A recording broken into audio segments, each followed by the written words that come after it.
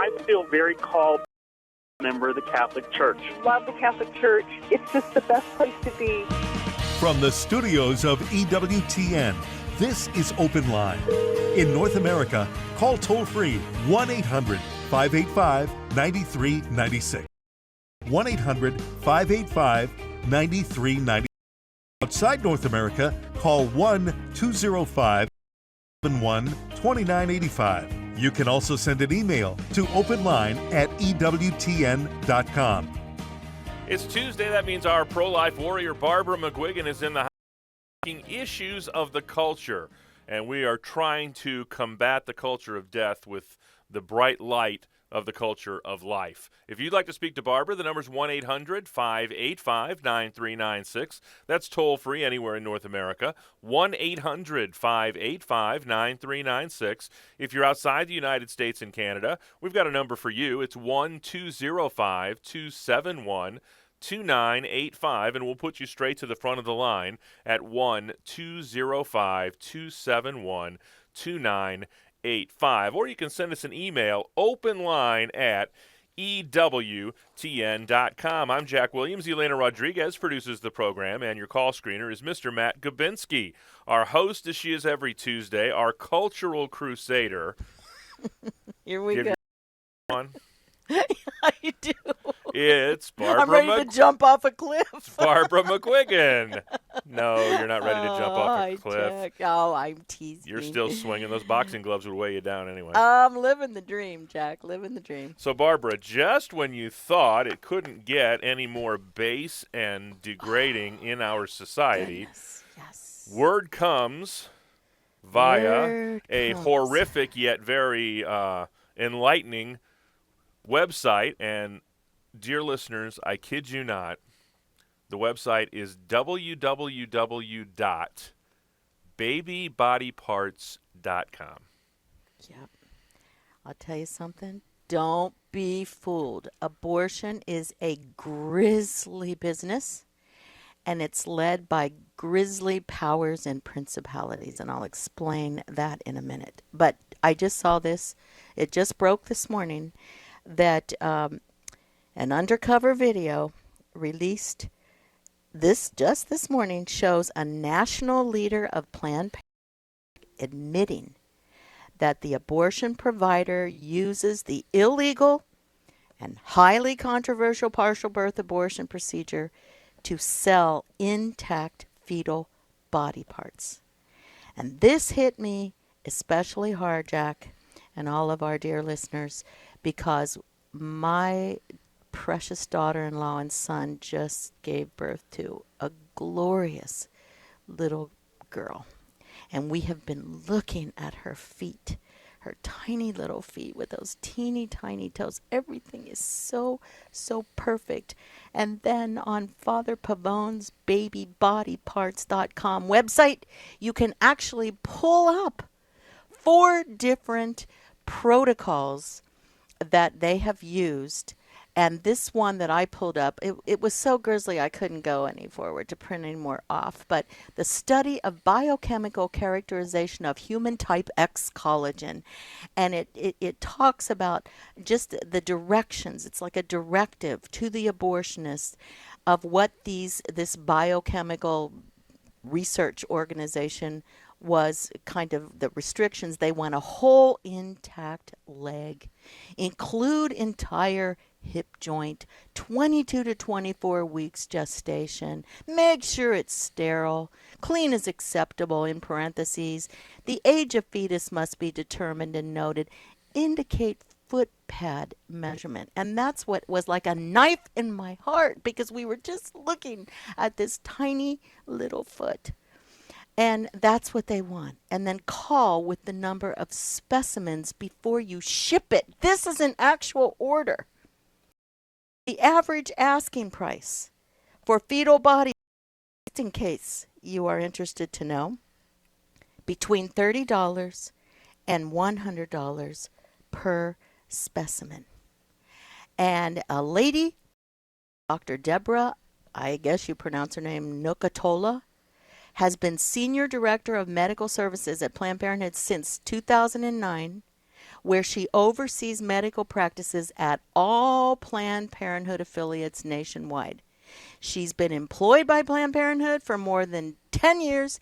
She also performs 24 weeks in LA. So in the video, she met with investigators, okay? Investigators from a human biologics company on July 25th.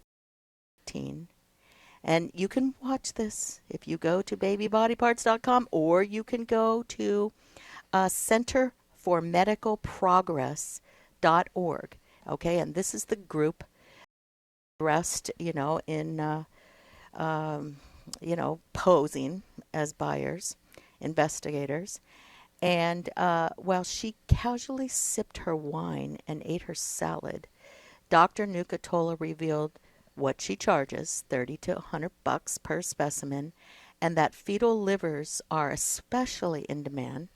Although and this is a quote, she said, a lot of people want intact hearts these days. And she has had requests for lungs and, quote, lower extremities. So Planned Parenthood affiliates absolutely, she said, want to offer such organs. She admitted that Planned Parenthood abortionists take care not to appear to be profiteering off fetal body parts. That jarred my apple butter when I read that, because, like Father Pavone said, you can't practice vice with virtue.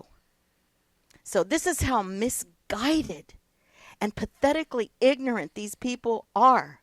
She said they just want to do it in a way that is not perceived as, quote, the clinic is selling tissue. This clinic is making money off of this. They don't want it to look like that.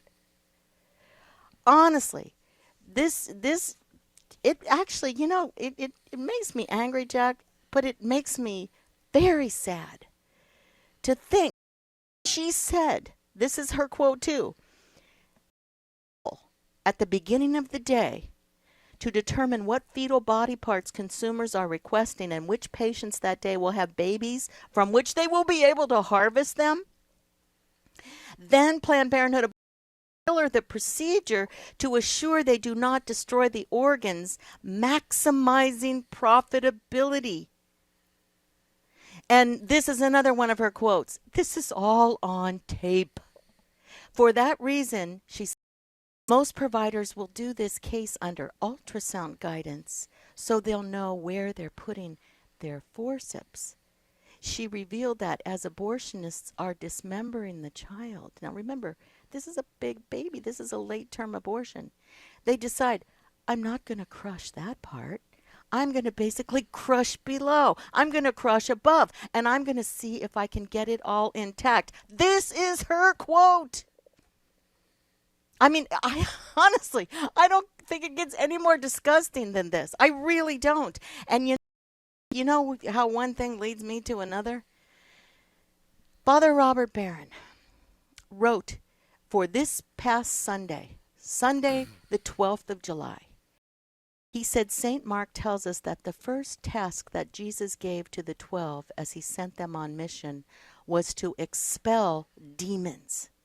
He gave them authority over unclean spirits.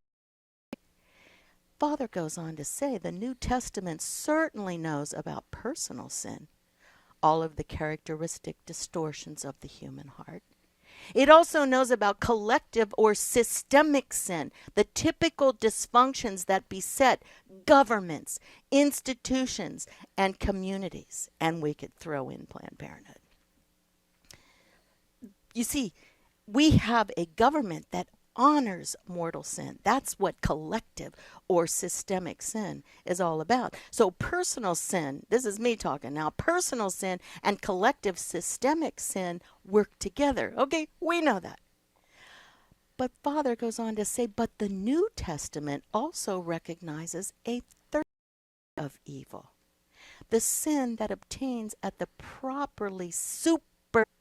It knows about fallen angels, those unclean spirits that Paul refers to as powers and principalities. We could also call them demons. On the biblical reading, this was for this past Sunday, These compromised spiritual persons, powers and principalities, demons, are indirectly responsible for much of the heartache that we experience within us and around us.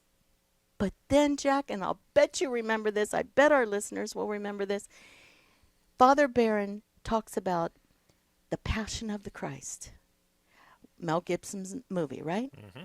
He said it subtly suggested this influence when he portrayed the devil moving quietly behind the mob that was hounding Jesus and leading him to his... Remember that scene? I remember it like I saw it yesterday. Yep. Okay. That is the third degree of evil. So, what does this say to us? The followers of Jesus today, the successors of those first disciples who went out on mission, must continue to engage evil at all levels. To be sure, we address sins of the heart and sins of the collective, but he said we also, through prayer, fasting, in the name of Jesus, do battle with those powers that we cannot see. And that is what reminds me of what is going on here, Jack. This is much deeper. This is much more. If this had nothing to do with demon powers and principalities, what Planned Parenthood does, the whole organ harvesting industry, we would have had this licked a long time ago. But we are fighting demons. That's why people say, oh, you pro-lifers, you've been at this for so long. Can you hear him, Jack? Can you hear him? I can hear him. I've heard him right in my own family. But this is why we are fighting powers and principalities, fallen angels, demons, devils. Anyway, there's more to this. You can go to, as Jack said, babybodyparts.com. That's Priest for Life's website set up for this. We should get into, and I know I'm probably going over time as it is, but we should go into what we are called to do now. Well, about this. Things like this happen in our society because people of goodwill do nothing. And if you go to babybodyparts.com, there's a link where you can actually take some action and let our legislators know what's going on. And we'll touch on that here in just a more as we put a wrap on this. If you've got a question or comment about this, or if you'd like to talk to Barbara about something else, 1-800-585-9396. Toll free anywhere in North America, 1-800-585-9396. Open Line Tuesday with Barbara McGuigan.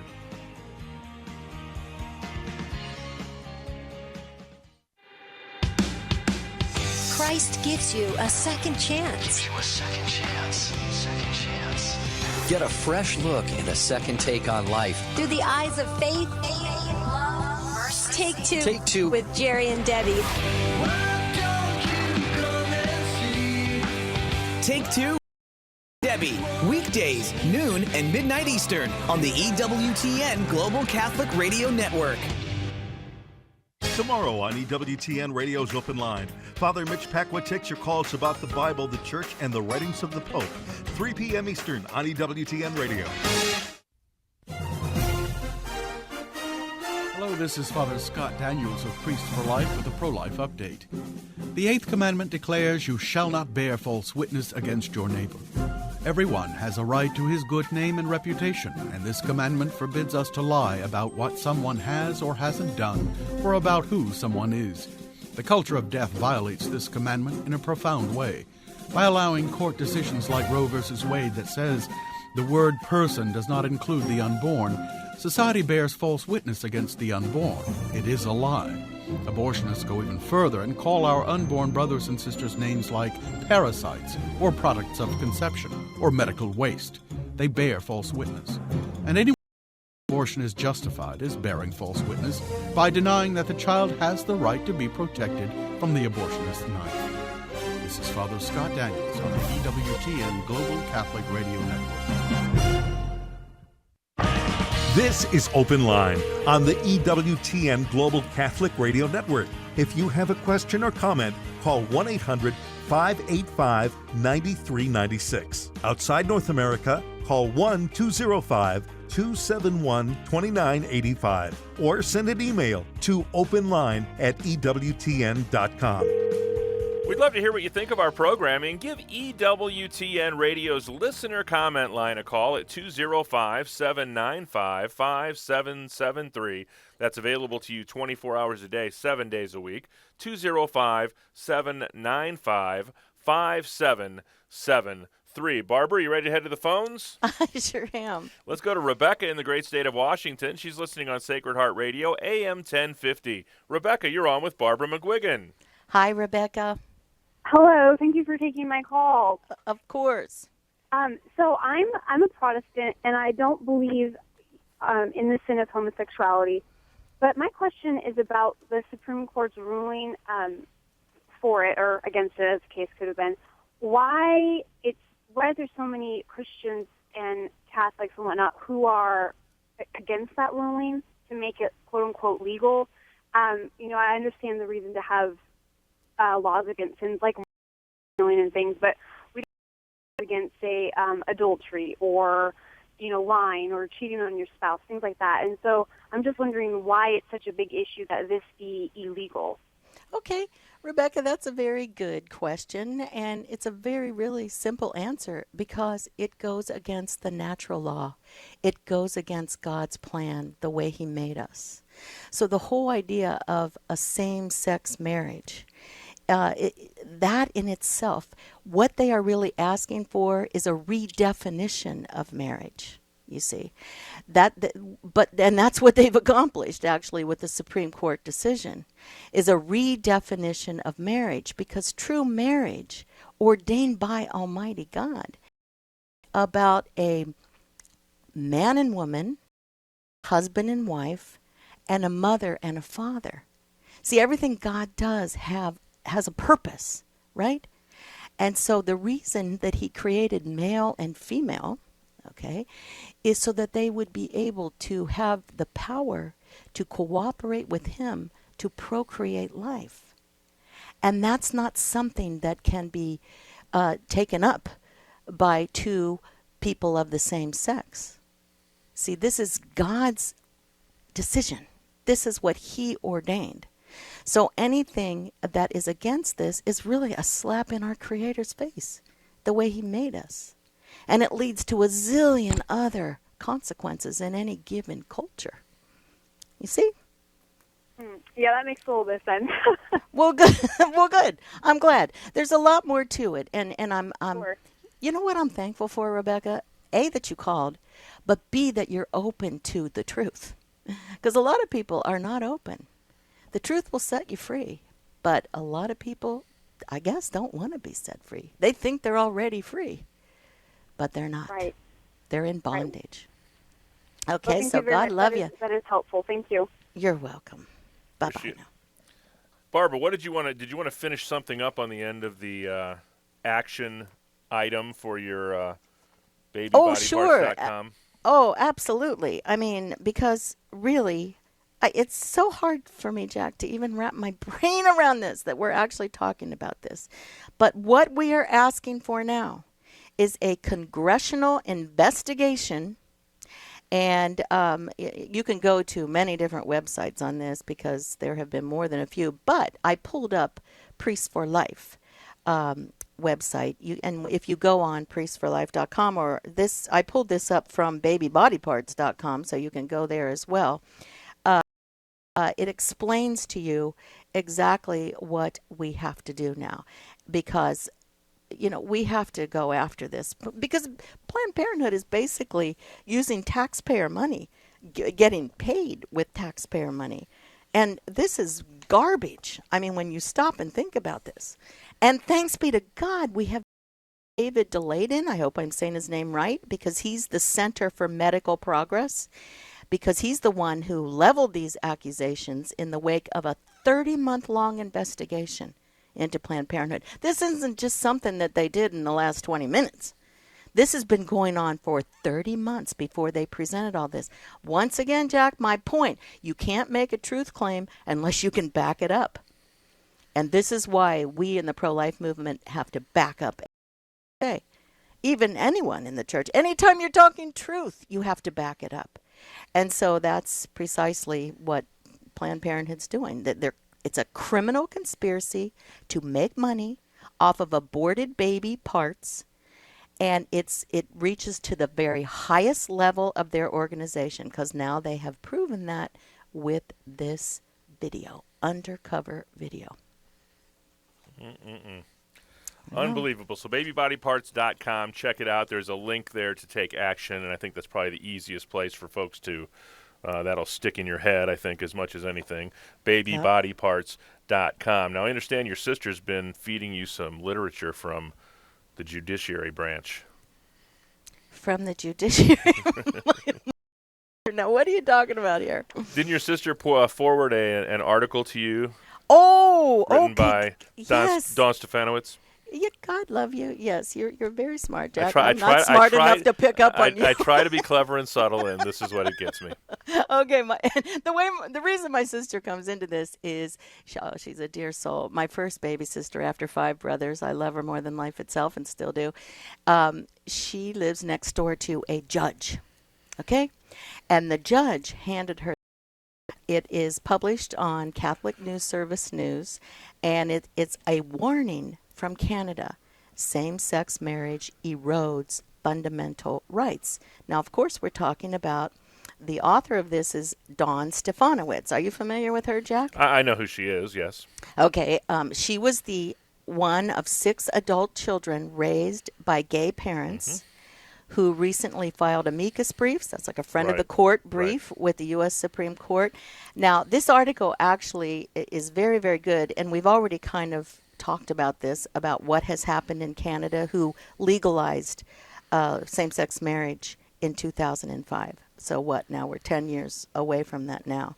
So I had her on The Good Fight a while ago because she wrote a book called Out From Under, The Impact of Homosexual Parenting. So what she is actually doing is talking about the lessons that Canada has learned from having legal same-sex marriage. And what she says is that basically what people don't understand, and she doesn't believe Americans completely understand it, and I don't either, that the end game of the LGBT rights movement in centralized state power and the end of First Amendment freedoms. So she said in Canada, freedoms of speech, press, religion, and association have suffered greatly due to government pressure. The debate over same-sex marriage that is taking place in the States could not legally exist in Canada today. But one thing that really just blew my mind when I saw this, I didn't know that they had actually gone this far, and that wasn't in our previous discussions on this. They now have hate tribunals. In Canada, it is considered discriminatory to say that marriage is between a man and a woman, or that every child should know and be raised by his or her biological married parents. You cannot say that now in Canada. It's not just politically incorrect in Canada to say so. This is Dawn talking. You can be tens of thousands of dollars in legal fees, fined, and forced to take sensitivity training. Now, we've seen a bit of that in the States for hate crimes, right? Where people have had to take sensitivity training. So she said anyone who's offended by something you have said or written can make a complaint to the Human Rights Commissions and tribunals. That's what it's called. So in Canada, these organizations police speech, penalizing citizens for any expression in opposition to particular sexual behaviors or protected groups identified under, quote, sexual orientation. So this is just, when you think about it, Jack, it's like, my goodness, what do we have ahead of us? Which is more important, sexual autonomy or the First Amendment? Well, it looks like, as in Canada and with our Supreme Court recent ruling, that it is sexual autonomy. Still plenty of time for your phone calls at 1-800-585-9396 with your question for Barbara McGuigan, 1-800-585-9396. A couple lines open. EWTN's Open Line Tuesday with our pro-life warrior, Barbara McGuigan.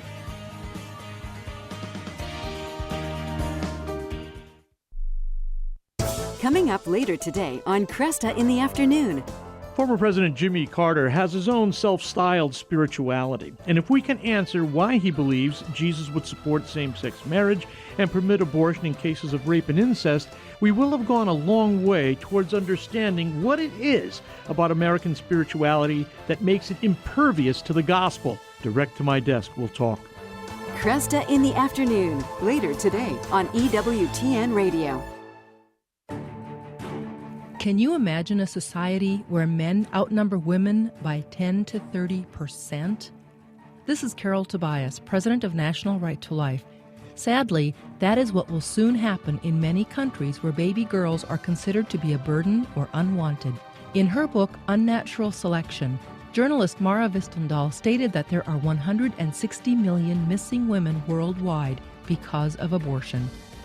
Sex selection abortions, which typically target unborn females, are another extreme abortion procedure that an overwhelming majority of Americans, 77%, believe should be banned.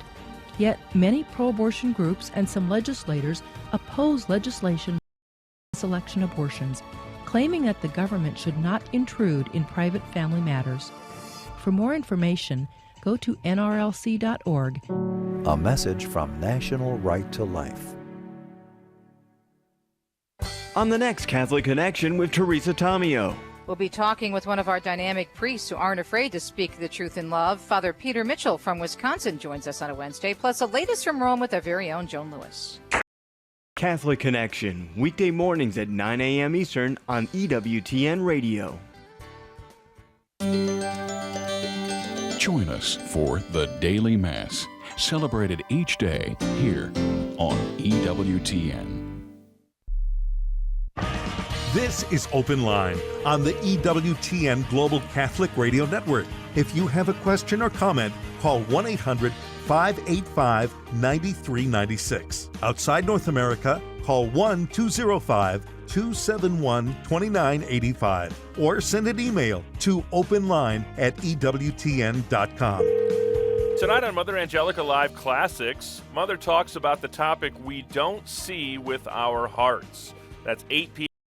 on EWTN television, and tomorrow night on EWTN Live, Father Mitch welcomes medieval history scholar Dr. Edmund Mazza and his wife Tatiana, and they're going to talk about the 750th anniversary of the birth of the poet Dante, and he doesn't look a day over 650.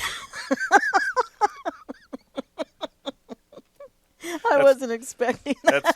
That's tomorrow night, 8 p.m. Eastern on EWTN television. Barbara, last week we talked to, we're talking about the things that have happened in Canada and what sorts of things might we expect here in the United States. And we had a caller last week, Gaspar, who is in the real estate business in the Dallas, Texas area, and he's concerned that he will either be forced to have business dealings with folks that violate his conscience, or if he refuses to, will come under fire for being discriminating or hateful, if you will. And unfortunately, I think probably in one form or another, things that we can expect to come down the pike. Well, unless the First Amendment Defense Act, which another one of our listeners called in about last week, it's starting to gain steam. Neither 50 Republicans, including Majority Whip Steve Scalise, Policy Chairman Luke Messer from Indiana, and Study Committee Chairman Bill Flores from Texas, signed on just last week, pushing the total number of GOP co-sponsors to 115. So they are trying to get this First Amendment defense to defend us, because what we've already seen, which is what they've definitely seen in Canada, is wedding planners, rental halls, bed and breakfast owners, florists, photographers, bakers have already seen their freedoms eroded, conscience rights ignored, and religious freedoms trampled in Canada. And we already know that the couple that wouldn't bake the wedding cake for the two women they are now being fined $136,000. Remember that, Jack, for emotional damages. Yes. Okay, Yes. so we've already come that far, but this is not the wedding industry. Now I'm talking back to Canada, and this made me think of our friend Gaspar, who called who wants to flip houses. Anybody in Canada who owns a business may not legally permit his or her conscience to inform business practices or decisions if those decisions are not in line with the tribunal's decisions, the hate tribunals, which is what Don called them, and the government's sexual orientation and gender identity non-discrimination laws. Now, it took them 10 years to get to this point. We're not saying it's going to happen instantly. Who knows? Who knows? Only God knows. But we just have to be prepared. And I hope we stick together. I really hope we stick together when we see our brothers and sisters, for example, like the darling couple with 5 children up in, is it Washington State or Oregon? Where were the Bakers? I think they were. Oregon. Oregon, okay. So, anyway, we need to support them. And really, they got on, what's that crowdfunding, is it called? That website where it helps you, Yeah, I know people what you're donate talking about. money? It's okay, well, they're... Jumpstart or... Yes. That's not it. I know what you're talking about, though. Crowdfunding something? Yeah. Or, yeah, I know. I mean, I don't know, or I'd be saying it, the name of the because there are a few websites that do that. But it turns out that they are getting quite a good amount of money to help them with their legal fees. See, we have to stick together in this. We can't say, oh, well, I'm not a baker, so it's not affecting me. No, you can't look at it that way. You're going to end up in trouble for that. And we shouldn't lose heart completely because, in fairness, we have some safeguards built into our Bill of Rights and our Constitution that they didn't have in Canada. Right. That might have put the brakes on some of this, but that's no excuse to be complacent either. Well, especially when you hear the new HHS mandate regulations that the Obama administration just came down with on a Friday, as you might expect, right before the weekend. They are actually ignoring the Supreme Court decision for Hobby Lobby with this. You throw out the Constitution, I mean, anything can happen. Well, the genie's out of the bottle, right? Yeah. Exactly right. Let's head back. Al is driving on I-75, listening on FM 89.7. Al, you're on with Barbara McGuigan. Hi, Al. Hi, how are you? Great, thanks, Al. How about you? What can we do? I'm a good Catholic, and I just wanted to say that marriage is a sacrament of the church for the people ordained by God. It has nothing to do with City Hall. Now, City Hall can have all the civil unions and social unions they want. It has nothing to do with the church. And I just think the church should stand up from the Pope, from the parishioner up to the Pope down, and say, hey, listen, get out of our sandbox. This is our thing. If you want to have your social unions, fine, but it's not marriage. It's not a sacrament. Yeah. End of speech. You got it right, good man. Go out and tell it. Let me tell you. You need to go out and tell it. Amen. I said, what's going on here? This has nothing to do with City Hall. No. My God, what are you doing? Well, in the past, any marriage laws by the state were to protect the children that would be conceived. So, I mean, in a sense, this is why it is so important that the state backs marriage between a man and a woman. Because you've got future taxpayers coming up from these men and women, right? That marry. And of course, we Catholics and sacramentally, right? But then also we have to sign the civil paper as well. So the state is concerned for, has always been in the past, not just for emotional attachments. Marriage was much more than that. So you're right, Al. Keep up the good work, good man. Thanks so much, Al. Appreciate the phone call. We've still got time to talk to you at 1-800-585-9396. Next up is Maureen in New Jersey. She's listening on Sirius XM Channel 130. Maureen, you're on with Barbara McGuigan. Hi, Maureen. So I've been listening with interest to these programs on EWTN lately about same-sex marriage, and I just have a couple comments. I guess my one comment, to repeat what you said, the genie's out of the bottle. I mean, what we can do. The Constitution under this administration is constantly being reinterpreted. The only people that can put a stop to that is Congress, and they're not doing that. So, I guess the only thing we could do is contact our congressman, but they've already proven that they are not willing to fulfill the pledge that they took to protect the Constitution. The genie's out of the bottle on same-sex marriage.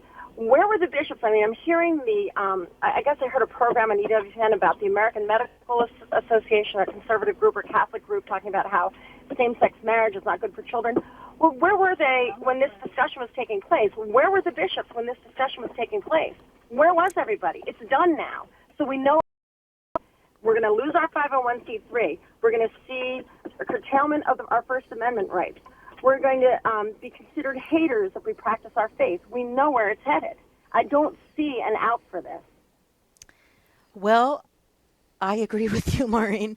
I do agree with you. However, I do have great hope in God. Father Marks, whom I used to work for, a holy priest who was the president and founder of Human Life International. Father Shannon Bouquet is the president of Human Life International. It was the largest pro-life organization worldwide. He used to always say to us, I have no more human hope for this country. And I thought, oh, Father, come on. We've got a lot of good people in this country. But he never lost his hope in God. Of course not. That would be despair. So we can't become despairing over what has happened. It's almost like, the way I look at it, Maureen, how can we kill over 60 million children? And those of you who have heard me say this ad nauseum, just turn your radio down for the next minute. The whole idea of killing 60 million unborn children, close to it anyway, surgically, and according to Pharmacists for Life, roughly 308 million children chemically. How can you expect God's blessing on your country? It's like you're asking for something that is so far afield, so arrogant, to say, oh, God bless America, Lord, God bless America. When America is wiping out your image and likeness in the millions, So that's human hope right there, human hope. But I always trust that God loves us so much. He does. And I want to refer all of you, because this is what this is reminding me of right now. And if you can't find it, then you can email me at openline@ewtn.com. But it's got a crazy title when I saw it, Defending the Devil's Children. I thought, whoa! But the subtitle was, can you really be pro-life and pro-death penalty? Now, I'm not trying to switch gears here totally. But when I saw the devil's children, I thought, Lordy, where did that come from? Okay, St. Francis said, we have been called to heal wounds, to unite what has fallen away, and to bring home those who have lost their way. Many who seem to us to be children of the devil will still become Christ's disciples. You've heard me say over and over again, this is me now, eternity is too long to be wrong. Do we not need to give murderers the chance to get it right, to fall in love with Jesus Christ? So God is in control of all this. Oh, Lord, he knows what's going to happen. He certainly does. And he knows how great he can work through persecution. Of course he does.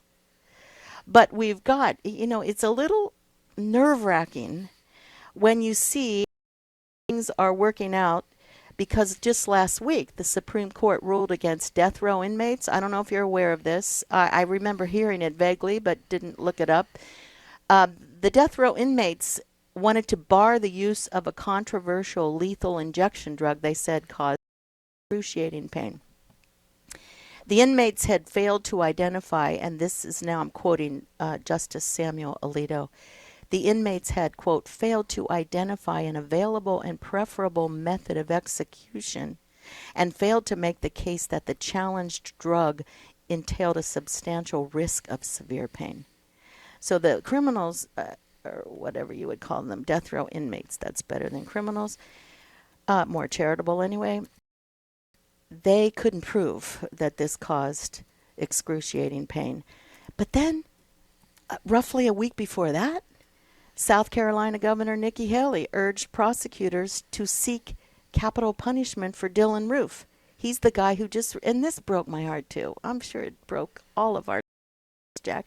This was the guy who broke into the Bible study at the South Carolina church. Do you remember that? It was just a couple weeks ago. I remember. Yeah. We'll see if you remember this one. And in the same week, do you remember that? Do you remember that Civil War, Barbara? It was in all the papers. This is not funny, Jack. In the same week, Boston Marathon bomber Tsarnaev was formally sentenced to death and joined the federal death row community as their youngest member. So that's why I'm bringing this up, because I want you to go to this article, Defending the Devil's Children. Because what we're talking about today, the collective sin, the personal sin, how they work together, but the third dimension of sin, powers and principalities, this is what we're fighting. Now, I would say, Jack, I don't know about you, but I would say this is a great time to be alive, is it not? Absolutely. Because we are called to be saints and possibly martyrs. And when you consider that only saints go to heaven, God put us in a very good time. He will stand for us. I have a precious little nun coming on the Good Fight on Saturday. Don't miss this. She wrote the book called Loved as I Am. And we're going to talk about Blessed Miguel Pro. Viva Cristo Rey. He was put before a firing squad. Yeah. He was put before a firing squad. I mean, we act like we're just so happy right now. We're really not, but we're telling the truth. The spirit God has given us is no cowardly spirit. And this is what we all need to do. We need to get some backbone. Like the dear man Al, who just called me, right? His name was Al. He stepped on out there and he said, this is bologna sausage in so many words. We have to stand up against this. What good does it do to say who didn't, when, and where? I mean, now is the time that we have to stand up. So anyway, I rest my case. Straight ahead, we'll talk to Mary in Texas, Michael in Arizona, John in Indiana, and hopefully we'll talk to you at 1-800-585-9396, 1-800-585-9396. Open Line Tuesday with Barbara McGuigan.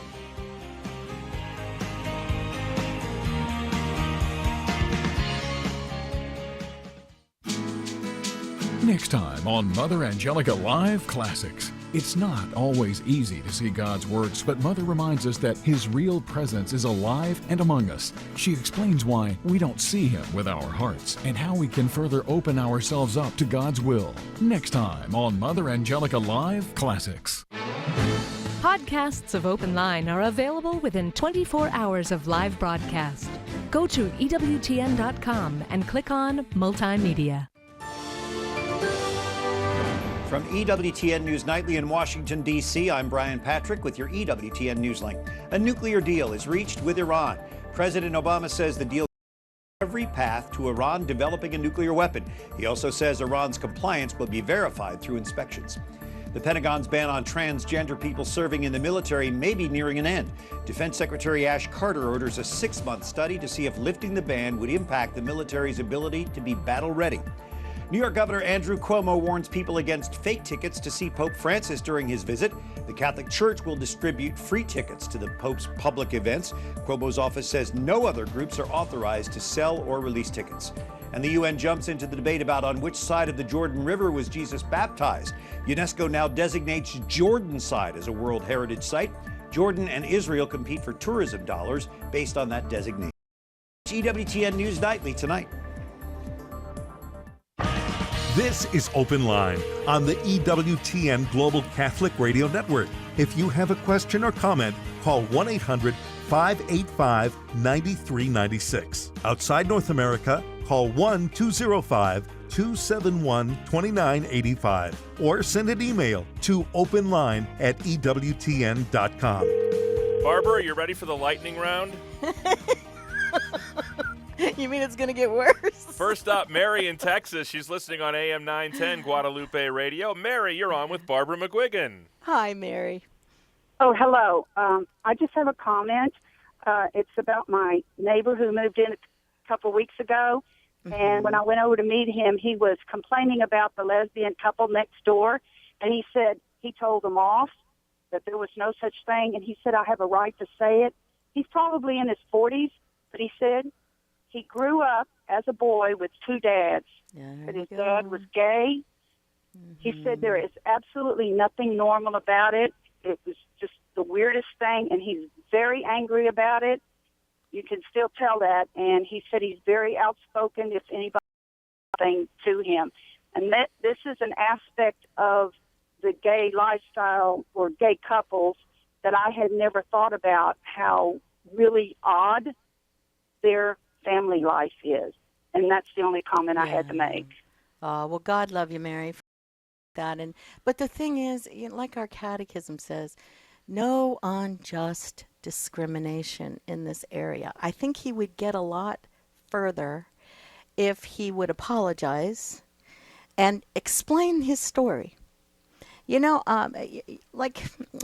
Pope Francis, didn't he say something like you have to walk with them, you have to travel with them, you can't cut people off, you have to do your best to stay with them, not to approve of sin. We never approve of sin, but we're all. So I would wish that he would first apologize, and because he doesn't know how these women, he hasn't walked in their moccasins specifically, but he was raised by them, and I know you can understand his point. So he could at least explain that to him, and explain, and possibly, with an apology, that he would not discriminate against them for that reason. I think that would be better. I think that would be the most charitable thing to do under this circumstance. John is in Indiana, listening on FM 106.3. John, you're on with Barbara McGuigan. Hi, John. Good afternoon. Hi, John. Yep. Hello. I just wanted to pass on my take on the same-sex marriage. And as one of our defenses, I think we're not utilizing would be engaged encounter, marriage encounter, those groups, and then an infinite number of individuals that have been raised Catholic, gone through the process of getting married in the Catholic Church, and stayed together for years and years, because I think sometimes less is more, and actions speak louder than words. And I think we don't utilize that or bring those individuals to the forefront, because I can recall as a kid how I was taught early on, you respect these elders and you observe their lifestyle, and that became part of the culture. And I think with all the attacks on marriages, the individuals that are still together and the people that are committed, young and old, need to come to the forefront and speak up louder. It's not just saying it, it's living it. And I think that's one of the important things we're not looking at. And I'd like to see the Catholic Church utilize that and become a stronger voice, because, like I said, we can talk and the rhetoric comes out, but the actions have the impact. And that's my take on it. Open Line Tuesday with John from Indiana. Go ahead, Barbara. I think that's what you said is absolutely correct. And I guess it depends on what parish you go to and who preaches on Sunday, because I hear that at my church all the time. So, and I'm grateful. I'm very grateful, because a lot of people don't, I suppose. So I think the church has been in this mix for a long time to talk about married couples. But you're right. Actions speak louder than words. What's that? Well, and based on our actions, we haven't made a very good case for marriage in this country for a while. Yeah, well, it's true. I mean, when you look at it, yeah, it's absolutely true. But the complementarity needs to be between husband and wife, sure. Next up is Michael in Arizona, listening on Sirius XM Channel 130. Michael, you're on with Barbara McGuigan. Hi, Michael. Hey, Barbara. Nice talking with you again. Right back at you.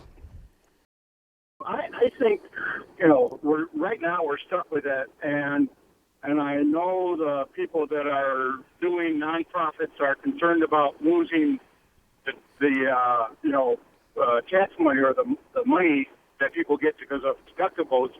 Yeah. But right now, we should be afraid of that. I think that hopefully people that give will give no matter what, and we should be praying for the souls that are going to be lost to heaven if they don't straighten their path. Well, I agree with you wholeheartedly because, I mean, to lose our tax exempt status is a real blow of the hammer on religious freedom. So I think that we should possibly, we have to see how things are going to go. And like I say, I still have hope for this Restoration Act, whatever it's called, that they're coming out with the amendment of the bill. Let's see, the First Amendment Defense Act. That's right. Who knows? Maybe that will protect all of us. But how will it protect us when they scoff at the Constitution? I just don't know how they would not scoff. Talk administration to scoff at this act too. But if we get enough, there are other things we can do as well. But I don't think they have the votes to try to turn this around. But yeah, I agree. We'll head next to Kentucky. Kathy, listening on AM 1040. Kathy, you're on with Barbara McGuigan. Hi, Kathy. Well, hey, Barbara, how you doing? Thanks for taking my call. I appreciate it. Of course, dear lady. What can we do for you? Hey, I got a question for you, and then I'm going to make a comment, and then I'm going to hang up and have you answer it for me, okay? Okay. Okay, great. So tell me, married in the Catholic Church. They get married in the Catholic Church because they are baptized Catholics, and the marriage is elevated to a sacrament by Jesus Christ himself at the wedding feast of Cana.